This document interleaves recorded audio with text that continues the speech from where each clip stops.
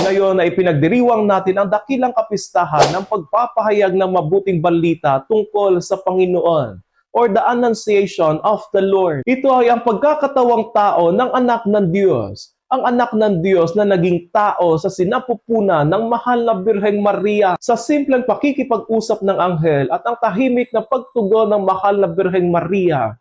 Nagsimula ang katuparan ng plano ng Diyos para sa ating kaligtasan. Dito natin makikita ang isang malalim na katotohanan ng ating pananampalataya na ang Diyos ay hindi na natiling malayo, kundi pumasok sa ating kasaysayan, naging tulad natin upang iligtas tayo mula sa loob ng ating sariling karanasan. Isang mahalagang bahagi ng misteryong ito ay ang kalayaan ng tao. Hindi pinilit ng Diyos si Maria. Hinintay niya ang kanyang sagot. Ang kanyang fiat, ang kanyang oo ay hindi lamang isang personal na desisyon.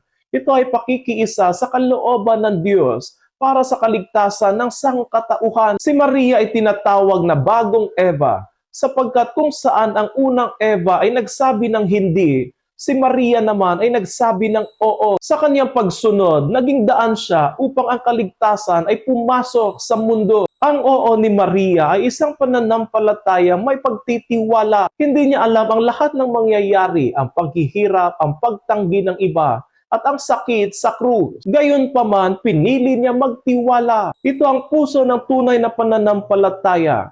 Hindi ang pagkakaroon ng malinaw na sagot sa lahat, kundi ang pagtitiwala sa Diyos kahit sa gitna ng hindi pagkaunawa sa nangyayari. Sinabi nga ni Pope St. John Paul II na ang pananampalataya ay pagtitiwala ng buong sarili sa Diyos. Araw-araw, tinatawag tayo ng Diyos sa ating sariling oo.